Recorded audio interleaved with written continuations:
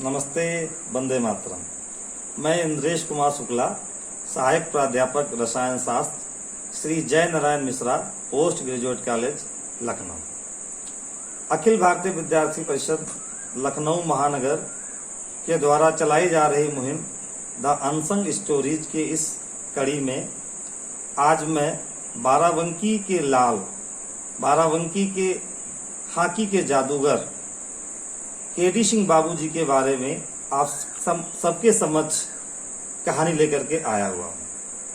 कहा जाता है कि बाराबंकी की पावन और अलौकिक धरती पूरे संपूर्ण विश्व की सबसे पवित्र और पुण्य धरती में से एक मानी जाती है, क्योंकि बाराबंकी की धरती इतनी उपजाऊ धरती मानी जाती है।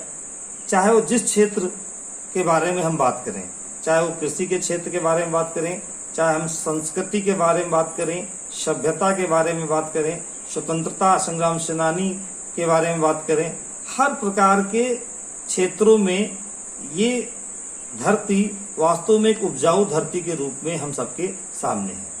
आज की इस कहानी में हमारा जो भी मुख्य अंग है वो पार्ट है आदरणीय केडी सिंह बाबूजी के बारे में हम लोग बात करेंगे।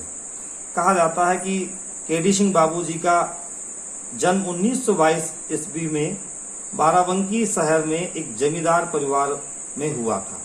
बाबूजी बचपन से ही बहुत प्रतिभावान और उत्कृष्ट छात्र होने के साथ साथ में एक बहुत ही अलौकिक और दिव्य खिलाड़ी भी कहे जाते हैं।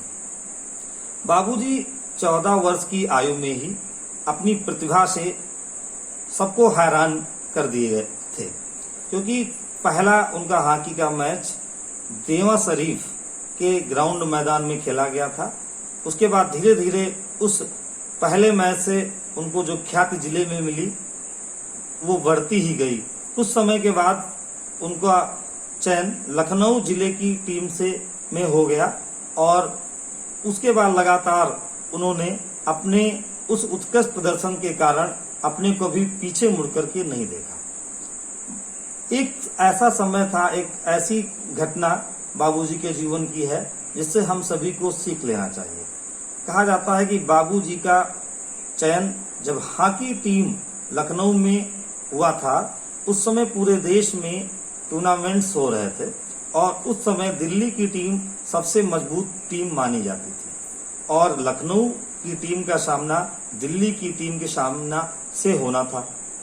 लखनऊ टीम के सारे खिलाड़ी बहुत ही परेशान होकर के बाबूजी के सामने आए और उन्होंने बाबूजी से कहा कि दिल्ली की टीम हम लोगों से बहुत ही ज्यादा मजबूत है, क्योंकि उस टीम में हमारे राष्ट्रीय खिलाड़ी हुसैन साहब भी दिल्ली की ओर से खेल रहे हैं। इस बात को सुन करके बाबूजी को बहुत तेजी से हंसी आई और उन्होंने कहा, ये तो हमारे लिए और हमारी टीम के लिए गौरव का समय है, गौरव का क्षण है कि हम सब लोग जिस टीम के सामने खेलने जा रहे हैं, साथ में खेलने जा रहे हैं, वो टीम वास्तव में बहुत प्रबल है। अगर हम हार भी जाते हैं तो इसमें हमारी कोई हंसी नहीं होगी, क्योंकि हमें प्रबल टीम के सामने हारेंगे। लेकिन बाबूजी ने कहा कि हमको डट करके सामना करना है, डरना नहीं है। इसी मूल मंत्र को लेकर के दिल्ली में आयोजित टूर्नामेंट में लखनऊ की टीम ने एक बेहतर प्रदर्शन करते हुए दिल्ली की विजेता टीम को मात दे करके वो मैच उनके हाथों से छीन लिया। इस मैच को जीतने के बाद पूरे उत्तर प्रदेश में बापूजी का नाम एक हवा के रूप में फैल चुका था। धीरे धीरे बापूजी का कद बढ़ता गया और एक ऐसा समय आया जब पूरे विश्व में बापूजी के नाम का डंका बजने लगा था। कहा जाता है कि बापूजी ने उत्तर प्रदेश का लगभग 14 साल तक प्रतिनिधित्व किया। सबसे अच्छी घटना तो उस समय की है जब पूरे विश्व में हॉकी एक वास्तव में अच्छा खेल माना जाता था। उस समय क्रिकेट का इतना कोई बोलबाला नहीं था, तो सारे विश्व के सारे देश हॉकी को ही अपना अच्छा खेल मान करके सारे देश इसको जीतने की कोशिश में लगे रहते थे। उस समय भारत बहुत ही कम मैच जीतता था कहा जाता है कि 1946 की बात है। 1946 में जब अंतर्राष्ट्रीय गेम भारत में होते हैं, उस समय भारतीय टीम में बापूजी का चयन किया जाता है और वो बापूजी का पहला राष्ट्रीय खेल होता है। उस समय सारी विदेशों की टीमें भारतीय टीम के साथ खेलने के लिए बहुत लालायित थी और जब भारतीय टीम का मुकाबला अंतर्राष्ट्रीय टीम से हुआ, उस मैच में हमारे बापूजी इंडियन टीम के एक प्रबल गोलकीपर माने जाते थे और उस मैच में बापूजी ने सर्वश्रेष्ठ प्रदर्शन करते हुए वो मैच भारतीय टीम के नाम कर दिया, भारतीय जनता के नाम कर दिया और पूरे देश का, पूरे विश्व में गौरव बढ़ाया।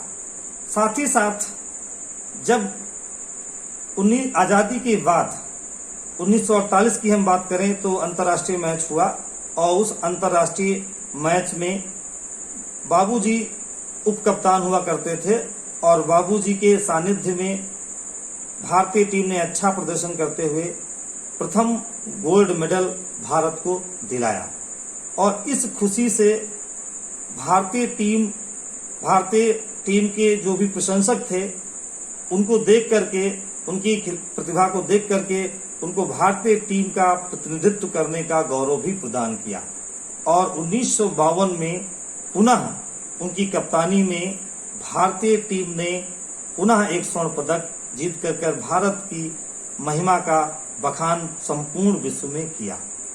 और ये काफिला, जीत का जो काफिला है हॉकी में, अभी रुका ही नहीं था, धीरे धीरे बढ़ता गया। बाबूजी और जादूगर मेजर ध्यानचंद जी की जोड़ी पूरे विश्व में इस तरीके से चर्चित थी जिसका व्याख्यान करना इतना आसान नहीं होगा। धीरे धीरे समय बदलता गया। जब एक समय के बाद बाबूजी अपने टीम से विदाई लेते हैं तो भारतीय प्रशंसकों ने, भारतीय टीम के साथियों ने सरकार से आग्रह किया कि बापूजी को एक बार हम लोगों का संरक्षण के रूप में कोच नियुक्त किया जाए। कुछ समय के बाद बाबूजी को कोच नियुक्त किया जाता है और उनके कोच रहते हुए भारतीय टीम ने बहुत अच्छा प्रदर्शन करते हुए वास्तव में हॉकी का दबदबा पूरे विश्व में बनाया। और वो ऐसा समय था, वो इतिहास का ऐसा स्वर्णिम पल थे कि पूरे संपूर्ण देश में, संपूर्ण विश्व में भारत का हॉकी में एक परचम होता था। अखिल भारतीय विद्यार्थी परिषद विश्व का छात्र संगठन होने के नाते छात्र और युवाओं में हमेशा एक ऊर्जा भरने का काम करती रही। इसी को ध्यान में रखते हुए द अनसंग स्टोरीज का कार्यक्रम भी युवाओं को एक ऊर्जा के रूप में लेने का काम करता है और इसी कड़ी में मैं अखिल भारतीय विद्यार्थी परिषद लखनऊ महानगर का कोषा अभिनंदन करता हूं, जिन्होंने बहुत अच्छा कार्यक्रम जारी किया है और उनका मार्गदर्शन भी करता हूं और उनका आभार भी व्यक्त करता हूं कि उन्होंने हमको इस अवसर पर बोलने का मौका दिया। धन्यवाद।